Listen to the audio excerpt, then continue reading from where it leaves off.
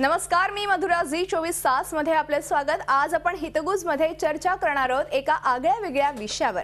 हा विषय आगळा वेगळा का? कारण प्रत्येकाचं स्वप्न असतं ते परदेशवारीचं, आणि त्यात युरोप म्हटलं की डोळ्यासमोर येतो तो प्रचंड मोठा महासागर आणि 7 खंडापैकी एक असलेल्या युरोपातील स्कॅन्डिनेव्हिया विषयी आज आपण चर्चा करणार आहोत। स्वप्न स्कॅन्डिनेव्हियाचे ह्या प्रवासाचं वर्णन करण्यासाठी आमच्या स्टुडिओमध्ये आलेत ट्रॅव्हल पॅक्सचे सुनील देशपांडे। विषयाला सुरुवात करण्यापूर्वी मी सुनील सरांचं आमच्या स्टुडिओमध्ये स्वागत करते। नमस्कार सर। सुनील सरांची थोडक्यात ओळख करून द्यायची झाल्यास ट्रॅव्हल्स पॅकचे व्यवस्थापकीय संचालक असून गेल्या 12 वर्षांपेक्षा अधिक ते ह्या क्षेत्रामध्ये यशस्वी कामगिरी करतात। राष्ट्रीय उद्योग रत्न पुरस्काराने त्यांना सन्मानित करण्यात आले। नेहमीच पर्यटक प्रेमींसाठी वेगवेगळे आणि स्वस्त पॅकेज देण्यात त्यांनी आपला वेगळा असा ठसा उमटवलाय। तेव्हा या आगळ्या वेगळ्या सफरीला आपण सुरुवात करूया। सर, पुन्हा एकदा स्वागत। आणि युरोप मध्ये आज आम्हाला तुम्ही घेऊन जाणार आहात। म्हणजे युरोप म्हटलं की प्रचंड मोठा महासागर। खरं तर म्हणजे युरोपला जाण्याचं प्रत्येकाचं स्वप्न असतं, पण हे स्कॅन्डिनेव्हिया आणि नॉर्दर्न युरोप ह्याच्यामधला नेमका फरक काय? आणि आजकाल कुठेतरी कल वाढत चाललेला आहे स्कॅन्डिनेव्हियाला जाण्याचा पर्यटकांचा, त्याबद्दल काय सांगाल? मधुरा, स्कॅन्डिनेव्हिया आणि नॉर्दर्न युरोप तसं बघायला गेलं तर एकच। बरं। युरोप आणि नॉर्दर्न युरोप म्हणजे स्कॅन्डिनेव्हिया, जो नॉर्थ साईडला वरती, ज्याला आपण पृथ्वीचं पूर्णपणे वरचं टोक ज्याला म्हणतो, त्या ठिकाणी ह्या स्कॅन्डिनेव्हियाच्या या 4 कंट्रीज बसलेल्या आहेत। टोटल ऍक्च्युअली या ठिकाणी 5 कंट्रीज आहेत। स्वीडन, फिनलँड, नॉर्वे आणि डेन्मार्क आणि आइसलँड पण त्या ठिकाणी आहे। या सर्व कंट्रीजना आपण स्कॅन्डिनेव्हिया म्हणतो। त्यामुळे स्कॅन्डिनेव्हियाचं आणि युरोपचं तसं जवळचं नातं आहे। बरं। ऍक्च्युअली स्कॅन्डिनेव्हिया आणि युरोप हे सगळे युरोपमध्येच येतात। हो। पण स्कॅन्डिनेव्हिया हा फार मोठा पार्ट आहे, जो युरोपचा पार्ट आहे, जो नॉर्दर्न साईडला आहे आणि ज्याच्यामध्ये जादुई प्रकार आहे की ज्याच्यामुळे स्कॅन्डिनेव्हिया पाहणं हे प्रत्येकाचं स्वप्न असतं। युरोप तर जनरली आपण करतोच, पण युरोप करताना प्रत्येक पर्यटकाच्या लिस्टमध्ये सर्वात शेवटी एक नाव असतं, ते म्हणजे स्कॅन्डिनेव्हिया मला करायचं आहे। बरं। या ठिकाणी जेव्हा तुम्ही स्कॅन्डिनेव्हिया करायला जाता तेव्हा स्कॅन्डिनेव्हियामध्ये जर बघितलं तर अद्भुत आश्चर्य या ठिकाणी आहेत, जे युरोपमध्ये तुम्हाला जर बघितलं तर तुम्हाला निसर्ग सौंदर्य बरंच मिळेल। बरोबर। तसंच निसर्ग सौंदर्य स्कॅन्डिनेव्हियामध्ये पण आहे, पण या निसर्ग सौंदर्याबरोबर अद्भुत आश्चर्य पण या ठिकाणी आहेत, आणि ती 3 आश्चर्य फार महत्वाची आहेत। ही आश्चर्य मला जाणून घ्यायला आवडतील, कोणती कोणती आहेत? आश्चर्य म्हणजे सर्वात महत्वाचं मिडनाईट सन। मिडनाईट सन म्हणजे काहीतरी वेगळंच आहे खरं तर। मिडनाईट सन म्हणजे 24 तास त्या ठिकाणी तुम्हाला सनलाईट मिळेल। बरं। जवळजवळ 6 महिने दिवस आणि 6 महिने रात्र, ज्याला आपण जर तुम्ही क्लासिफिकेशन जर केलं तर साधारणपणे 179 डेज त्या ठिकाणी दिवस असतो नॉर्थ केपला। बरं। आणि परत जवळजवळ 6 महिने रात्र म्हणजे थोडासा अंधुक प्रकाश असतो, पण तशी 6 महिन्याची रात्र साधारणपणे याच्यामध्ये मोडते। त्याच्यानंतर दुसरा जो आहे तो आहे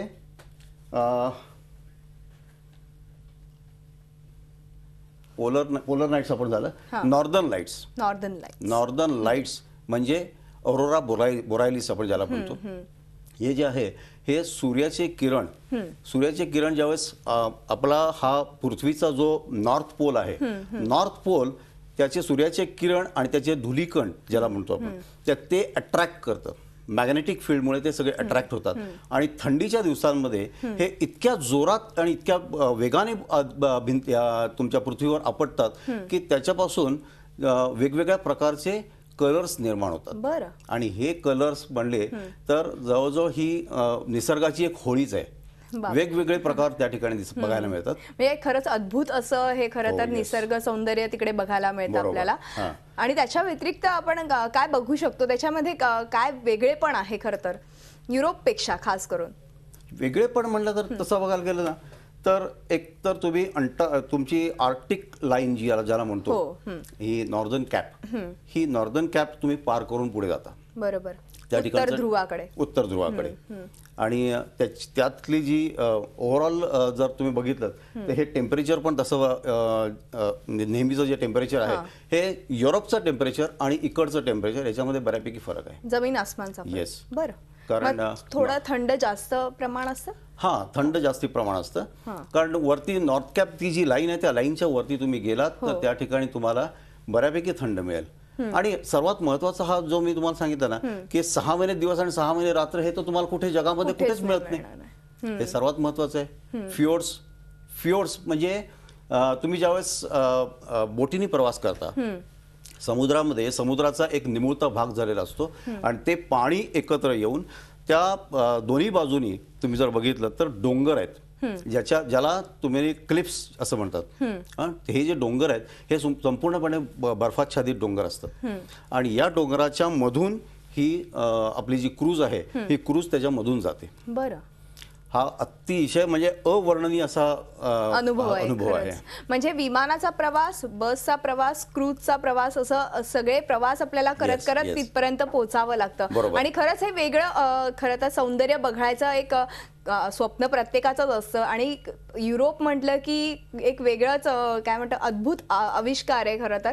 ह्याच्या व्यतिरिक्त तुमच्या या ट्रॅव्हल्स पॅक्स सोबत जाण्याचा जो खास करून तुम्ही काय देतात पर्यटकांना, कारण की युरोप फक्त दाखवत नाही आहात तुम्ही, वेगळ्या 5 कंट्रीज दाखवतात. नाही, कसं आहे की आमच्या पर्टिक्युलर म्हणजे ट्रॅव्हल पॅक्सचं जे USP ज्याला आपण म्हणतो या पर्टिक्युलर टूरसाठी, ते तसं जर बघितलं तर आम्ही सर्व कॉस्ट ऑल इन्क्लुझिव्ह असते. म्हणजे कुठल्याही प्रकारे एक्स्ट्रा, एकदा पर्यटक आमच्याकडे आल्यानंतर कुठल्याही प्रकारे एक्स्ट्रा कॉस्ट आम्ही लावत नाही. नंबर 1. नंबर 2, आम्ही सगळ्यांना इंडियन मील्स देतो. बरं. म्हणजे तिथे पण हो, म्हणजे आज बर्फामध्ये तिथे पोहोचल्यानंतर तुम्हाला इंडियन मील्स देणं हे फार तसं डिफिकल्ट असतं. पण याची अरेंजमेंट, कारण याचा बी मागच्या इंटरव्ह्यूमध्ये पण मी सांगितलं होतं की केव्हाही कुठलीही टूर लॉन्च करायच्या अगोदर मी स्वतः त्याचं निरीक्षण केलेलं असतं. तिथल्या आमच्या सप्लायर्सना भेटलेला असतो आणि त्याप्रमाणे मी सर्व अरेंजमेंट करून मगच ते टूर लॉन्च करतो. याच्या अगोदर मी स्वतः सगळी अरेंजमेंट ऑलरेडी केलेली आहे आणि इंडियन मील्स हे सर्व पर्यटकांना त्या ठिकाणी देण्याचं आम्ही एक केलेलं असतं. आता या टूरमध्ये तसं बघायला गेलं तर 4 प्रकारचे वेगवेगळे ट्रान्सपोर्ट आहेत. बाकीच्या जर युरोपचा टूर तुम्ही जर बघितलीत तर दिवसाला 300 ते 500 किलोमीटरचा रोजचा प्रवास हा फक्त बसने आहे. या ठिकाणी तुम्हाला या टूरमध्ये 2 वेळा क्रूज आहे, 2 वेळा विमान प्रवास आहे आणि हाय स्पीड ट्रेन आहे. High speed train? Yes, high speed train आहे. कुठे आहे ती मी तुम्हाला दाखवीन. साधारणपणे आयटनरी तुम्हाला हे करताना की हाय स्पीड ट्रेन मधनं तुम्ही कुठून कुठे जाणार आहात या सर्व गोष्टी मी तुम्हाला सांगेन. आणि ही टूर जो कोणी अनुभवेल, कारण ही टूर अनुभवण्यासाठी फार कमी लोकांना भाग्य मिळतं तसं बघायला गेलं तर. पण कारण हे जे क्लायमेट असतं हे क्लायमेट तुम्हाला त्या पर्टिक्युलर त्या सीझनला मिळणं फार गरजेचं असतं. त्यामुळे या कमी लोकांना भाग्य मिळतं. पण ज्या सीझनला आम्ही आता चाललो आहोत तर हा सीझन अतिशय उत्कृष्ट सीझन आहे. ज्यावेळेस तुम्ही तिथे पोहोचाल त्यावेळेस तुम्हाला सर्व जे अद्भुत चमत्कार आहेत ते अद्भुत चमत्कार सगळेच्या सगळे पाहायला मिळतील, एवढी आम्ही तुम्हाला सांगू गॅरंटी देऊ शकतात. नक्कीच. म्हणजे अद्भुत चमत्कार तुम्ही म्हणालात. आणि कुठल्या सीझन मध्ये खास करून ह्या दौऱ्यावरती जावं? जनरली ज्यावेळेस तुमच्याकडे 6 महिन्याचा दिवस असतो, बरं, म्हणजे समर, हा समर जो आहे, समरमध्ये तुम्हाला कारण कोणाला फारसा त्रास होत नाही. नाहीतर जास्त थंडी असेल तर लोकांना फारसं पाहता येत नाही. त्यामुळे समरचा हा जो सीझन आहे हा मे पासून सुरू होतो. मेच्या 17 तारखेपासून ते जुलैच्या 21 तारखेपर्यंत तिथे पूर्णपणे लाईट असतो. 24 तास लाईट असतो. तिकडच्या लोकांना झोपायचा सुद्धा प्रॉब्लेम असतो.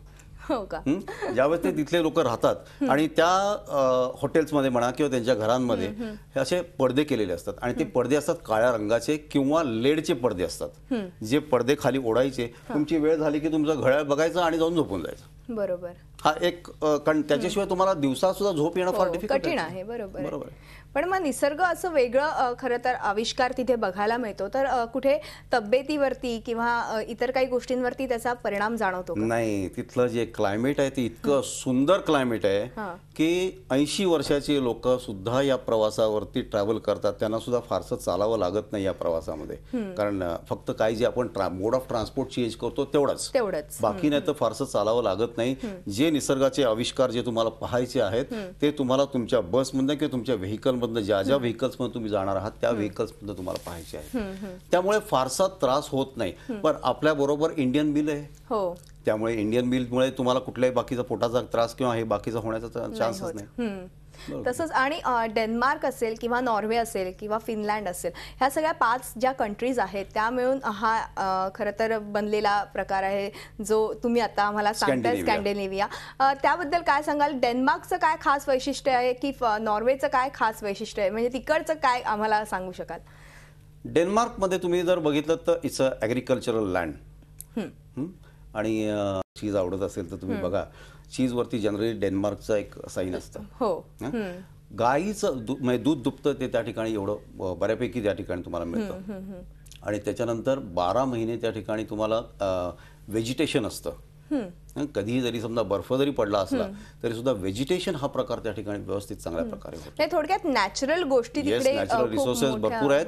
एक तर पाणी आहे, त्याच्या बाजूने सगळीकडनं पाणी आहे, त्यामुळे नॅचरल गॅस, त्याच्यानंतर तुम्हाला ऑइल, आणि त्याच्यानंतर हे जे पाणी आहे त्या पाण्याचं युटिलाइज किती छान केलं त्या लोकांनी की त्याच्यापासून मिळणारी पॉवर तयार केली, आणि ती पॉवर मात्र संपूर्ण युरोपला ते पुरवतात.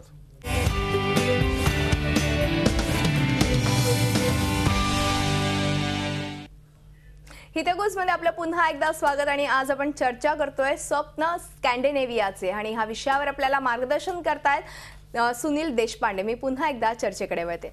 सुनील सर, मगाशी तुम्ही आम्हाला सांगितलं की काय काय अविस्मरणीय अशा गोष्टी तिकडे आपल्याला पाहायला मिळतात. अद्भुत, खरं तर लँड ऑफ मॅजिक आहे खरं तर ते स्कॅन्डिनेव्हिया. मात्र तुमची ही जी टूर आहे ती कशी जाणार आहे आणि त्याबद्दल काय अधिक माहिती देऊ शकाल तुम्ही आपल्या प्रेक्षकांना? मी येताना माझ्याबरोबर लॅपटॉप कॅरी केलाय आणि प्रेझेंटेशन आणलेलं आहे. थोडक्यामध्ये मी कशी आपली टूर जाणार आहे त्याचं एक प्रेझेंटेशन देणार आहे. म्हणजे लोकांना साधारणपणे काय, कारण स्कॅन्डिनेव्हिया म्हटल्यानंतर लोकांना लक्षात येत नाही, पण आपण कुठे जाणार आहोत, कसे जाणार आहोत, कुठे आणि कसे जाणार आहोत हे मात्र मी तुम्हाला आता दाखवून देईन. आणि खरं तर तुम्ही ह्याच्यामधनं तुमच्या टूरमध्ये खरं तर भारतीय जेवण दिलंय, ह्याच्यातच खूप मोठं, म्हणजे तुम्ही काय म्हणतात ना, प्रत्येक प्रेक्षकांचं सर्वात महत्त्वाचं एक गोष्ट असते की तुम्ही जेव्हा तुम्हाला जर टूर एखादी सक्सेसफुल करायची असेल तर त्या ठिकाणी तुम्हाला भारतीय जेवण म्हणजे पोटोबा हा पहिला बघायचा, नंतर मग तुम्हाला हॉटेलची अरेंजमेंट कशी केलेली आहे ते बघायचं, आणि साईटसीइंग तर त्या ठिकाणी आपण हलवूच शकत नाही. जे साईटसीइंग आहे ते तर लोकांना दाखवायचं असतं. नक्कीच. त्यामुळे साईटसीइंग बघून तर लोक, स्कॅन्डिनेव्हिया बघितल्यानंतर तर लोक खुश होणारच आहेत. नक्कीच. मला पण खूप उत्सुकता लागलेली आहे. तुमच्याकडे काही फोटोग्राफ्स देखील आहेत तुम्ही खास करून काढलेले. मला आधी अगोदर प्रेझेंटेशन दाखवा की कशा पद्धतीने आपली ही टूर जाणार आहे. ओके, या स्कॅन्डिनेव्हियामध्ये 4 कंट्रीज साधारणपणे आपण आता कव्हर करतो आहोत. बरं. सर्वात पहिला आहे फिनलँड, त्यानंतर स्वीडन, नॉर्वे आणि डेन्मार्क. तुम्ही जर हा बघितलं तर या ठिकाणी इंडिया या ठिकाणी आहे. तुम्ही कर्सरने दाखवू शकता. या ठिकाणी इंडिया आहे, आणि इंडियावरनं आपण फ्लाय करणार आहोत नॉर्थ युरोपकडे. बरं. त्याच्यानंतर हा संपूर्ण जो एरिया आहे या संपूर्ण एरियाला यू टर्न घेऊन आपण या ठिकाणी परत येणार आहोत. म्हणजे ही जी रेड लाईन तुम्हाला दिसते या रेड लाईनच्या वर जाऊन आपण परत येतो. ज्यावेळेस तुम्ही ही रेड लाईन पार करता, म्हणजे ज्याला आर्टिक सर्कल जेव्हा तुम्ही पार करता तेव्हा प्रत्येक प्रेक्षकाला, प्रत्येक पर्यटकाला आपण त्या ठिकाणी एक सर्टिफिकेट देतो. बरं. की तुम्ही ही लाईन पार करून आलेला आहात. अरे वा. म्हणजे एक खरं तर मेजवानीच आहे, म्हणजे जेवणाबरोबर असं सर्टिफिकेट मिळणं म्हणजे. ओके, आपण आता या ठिकाणी इंडियाकडनं आलो आहोत. स्टॉकहोमला आपण आपली फ्लाईट येणार आहे. बरं. त्यानंतर स्टॉकहोमचं जे हे आहे स्वीडनची राजधानी, तिथलं सगळं आपलं जे साईटसीइंग आहे ते पूर्ण होईल. त्याच्यानंतर आपण हाय स्पीड ट्रेन घेणार आहोत. हाय स्पीड ट्रेन मगाशी तुम्ही उल्लेख केलेला. आणि ती हाय स्पीड ट्रेन आपली तिथून जी निघेल ती जाणार आहे आपण कोपनहेगन. ओके. कोपनहेगन ही डेन्मार्कची राजधानी आहे. बरोबर. कोपनहेगन मध्ये आपण जेव्हा जाऊ तेव्हा तिथलं लोकल साईटसीइंग असेल आणि जसं मी मगाशी तुम्हाला उल्लेख केला होता त्याप्रमाणे क्रूज पण आपल्या प्रवासामध्ये इन्क्लूड केलेली आहे.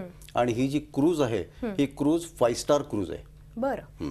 त्यामुळे हा क्रूजचा जो प्रवास आहे हा प्रवास आपला कोपनहेगन टू ऑस्लो एवढा हा प्रवास असेल. साधारण किती तास लागतात? हा साधारणपणे 9 तासाचा प्रवास आहे. म्हणजे बऱ्यापैकी आपल्याला एक जी 5 स्टार क्रूज आहे त्याचा पण अनुभव घेता येणार आहे. 2 वेळेला आहे ना. 2 वेळेला.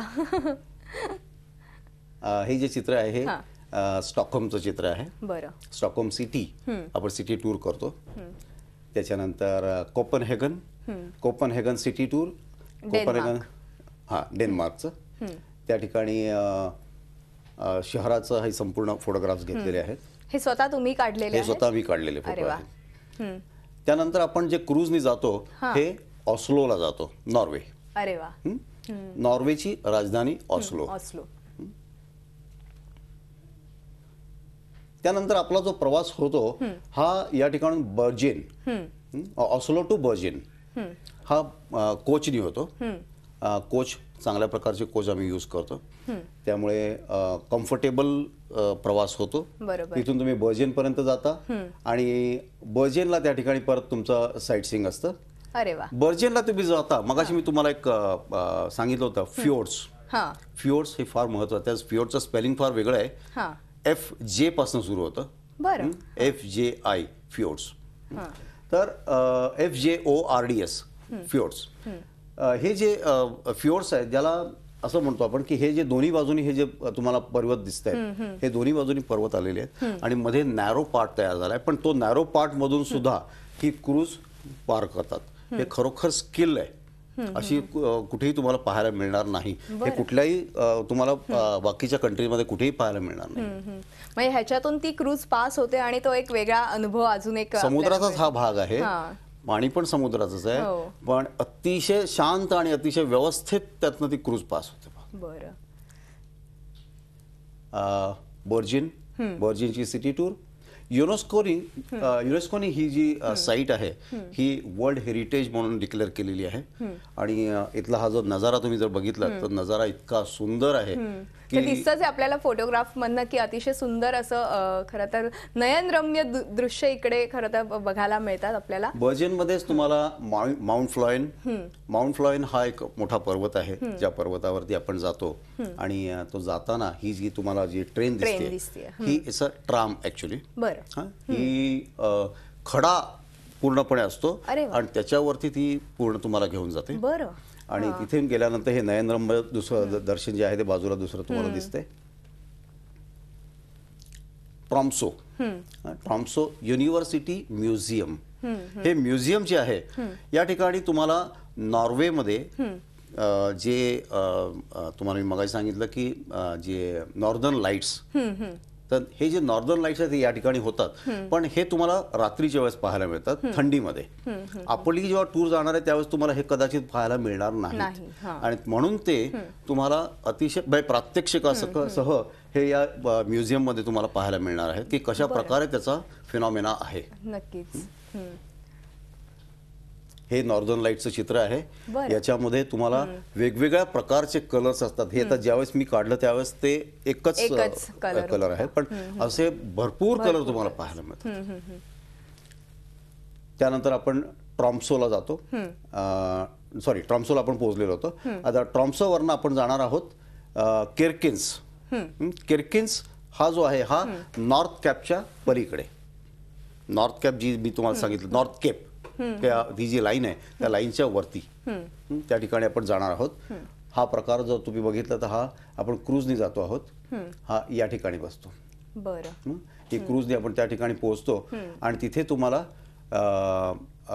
तिथून तुम्ही जेव्हा जाणार आहात त्यावेळेस तुम्हाला जो मिडनाईट सन मगाशी मी जसं सांगितलं तो तुम्हाला त्या ठिकाणी पाहायला मिळेल. रात्री 2 वाजता असतो तुम्हाला सूर्यप्रकाश आणि तो पाहण्यासाठी एक सेपरेट टूर आहे. ही टूर मात्र ट्रॅव्हल पॅक्स फक्त देते. बाकी कुठलीही टूर कंपनी हे देणार नाही.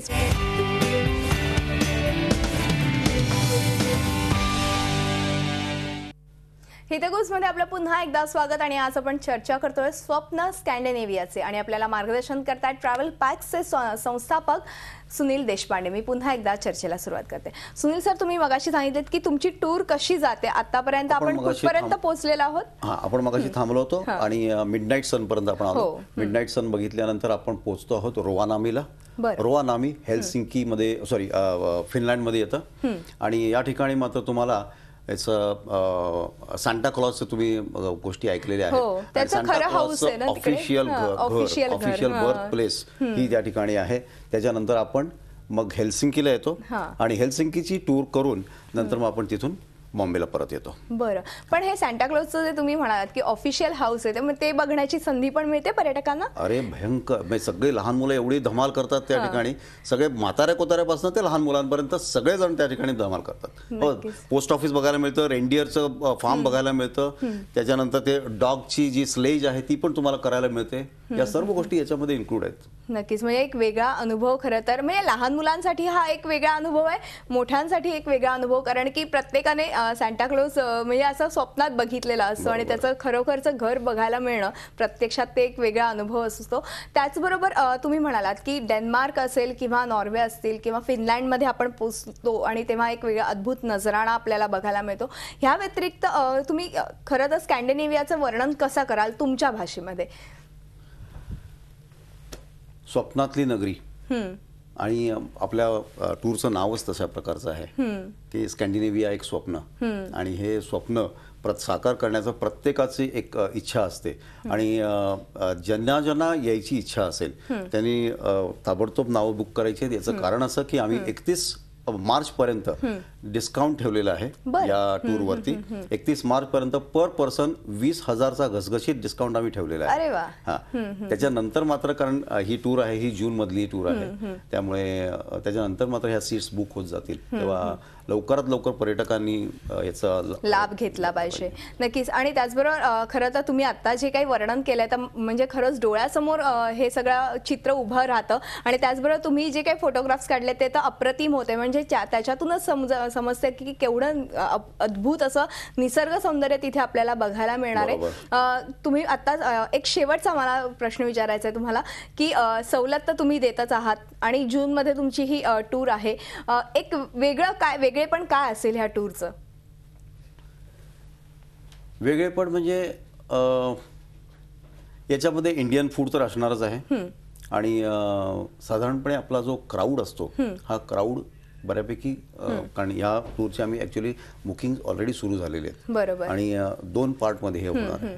त्यामुळे 2 टूर्स तशा प्रकारे आम्हाला लावायला लागणार आहेत, कारण बुकिंग तसं त्या मनाने बऱ्यापैकी बुकिंग झालेलं आहे. आत्ता सुद्धा काही जर सीट्स येणार असतील तर त्या काही दिवसानंतर त्याचं बुकिंगच थांबणार आहे. त्यामुळे हा वेगळेपणा जो आहे, कारण आम्हाला त्या ठिकाणी थांबवावं लागतं, कारण इतकं सुंदर हे आहे की जरी समजा कॉस्ट थोडीफार जरी जास्ती असली. तुम्ही नंतर कुठल्यासाठी म्हणजे क्रूजसाठी किंवा जो काही प्रवास असेल बसने वगैरे त्याचा काहीच चार्जेस? ॲब्सोल्युटली नाही, ॲब्सोल्युटली नाही. एकही पैसा चार्ज होणार नाही. त्यांना एकदा जे काही आम्ही मुंबईमध्ये पैसे घेतो त्यानंतर साधारण किती दिवसांची असणार ही टूर? ही 15 दिवसांची टूर आहे. बरं, म्हणजे 15 दिवसात तुम्ही खूप वेगळा अनुभव घेऊ शकता. नक्कीच सर, तुम्ही आलात आणि खूप छान मार्गदर्शन केलं आणि एक नव्या कंट्रीची ओळख आम्हाला करून दिली स्कॅन्डिनेव्हियाची. त्याबद्दल तुमचे मनपूर्वक धन्यवाद. हितगुजमध्ये आज आपण इथेच थांबतोय. तुम्ही पाहत राहा झी24 तास, रहा एक पाऊल पुढे.